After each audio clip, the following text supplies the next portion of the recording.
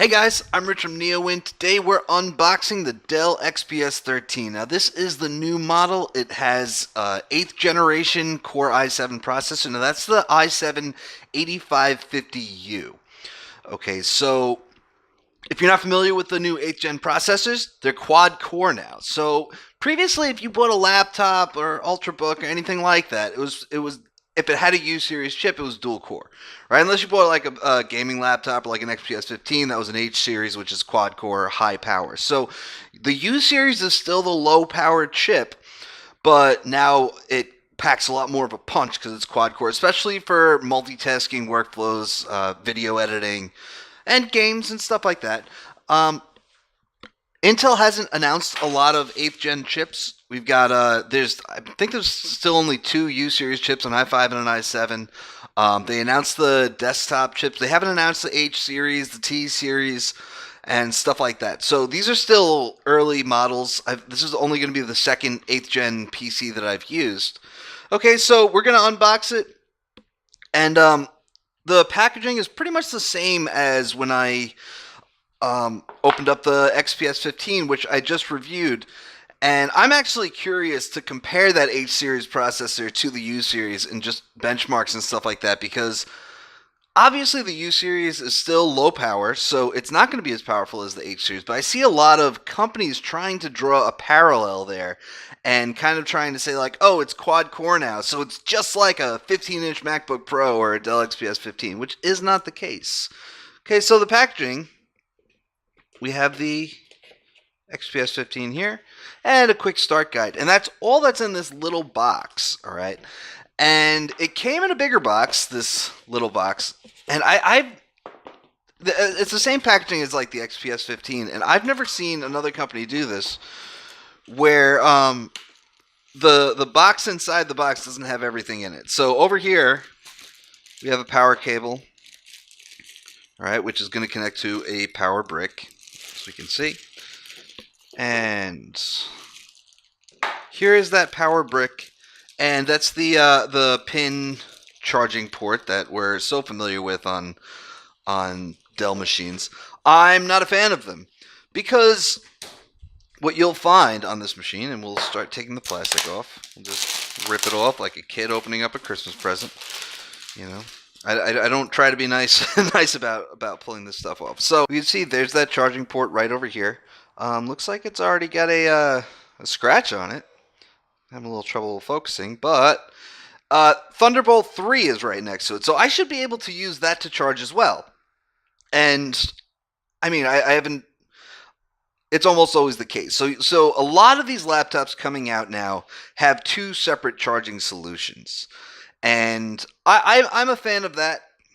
By the way, over here, before we go back to the charging, we have an SD card slot, another USB Type A port. Okay, so I'm a big fan of having two charging solutions like that, because you might be upgrading from an old Dell XPS 13, and you might have a couple power cables for that lying around. So maybe you want one in your room, one in the living room, whatever, but you already have power cables for it. On the other hand, maybe you're a guy like me, and you have a ton of laptops, and you really just want one charger that can charge all of your devices, and that's USB Type-C, right? Because I have Lenovo's and HP's and Dell's. When I went to Ignite in Orlando in September, I brought 5 laptops with me. 4 of them used USB Type-C to charge, and the last one was a Surface. And it was really great to not have to bring 5 different chargers with me, because not all devices use that pin either, right? I mean, Lenovo doesn't. Lenovo has something that looks kind of like a USB Type A port, but it's not exactly the same size. And HP is pretty much all in on USB Type-C at this point. So we can see the keyboard here. Again, pretty much the same as the XPS 15. If you checked out my review on that and the unboxing, the keys feel a little more firm, just from playing with it right there.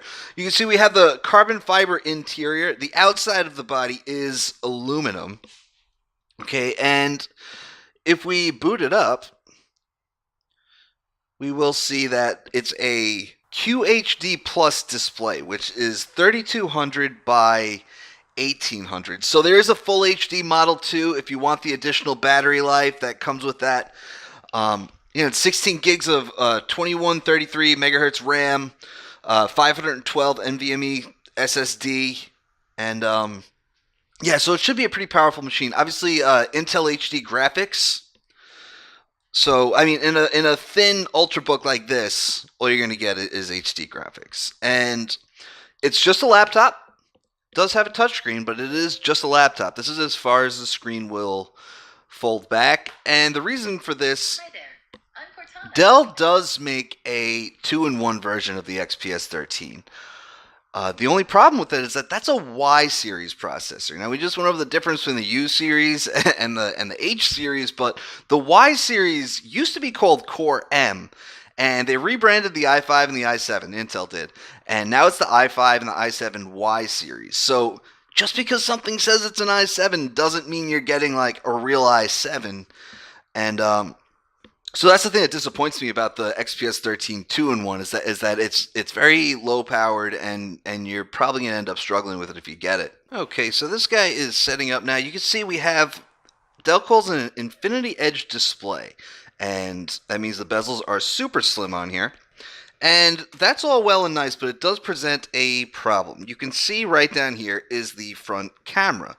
So if you make a lot of Skype calls and stuff, I mean, even Dell knows that that's not the best placement for a camera, and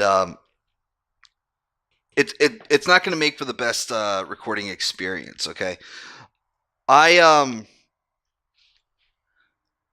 heard that they're going to add facial recognition on a future model that they're probably going to announce at CES, which is in January. Right now, for Windows Hello, we have a fingerprint reader down here.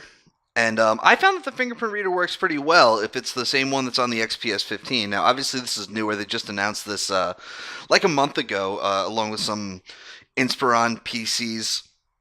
So this thing is setting up. One thing that I found is that it does say in the reviewer's guide which software is included. And we can see that it includes McAfee Security, which is not fun. I think it's one of the worst pieces of software out there, and I often joke, what's the first thing you do when you get a new laptop? Do you install Chrome or do you uninstall McAfee? I really don't. I don't like it because obviously whenever you have a Win32 app and you uninstall it, it leaves stuff behind. So when you have this stuff installed on your PC out of the box, it's going to leave stuff behind even after you get rid of it. Office 2016 tools and Office 2016 is on there. You're not going to be able to use it unless you have an Office 365 subscription. You're going to need to activate it with a product key. But there's also Adobe converts PDFs to Word, Excel, or PowerPoint formats. There's Support Assist, which is actually pretty good.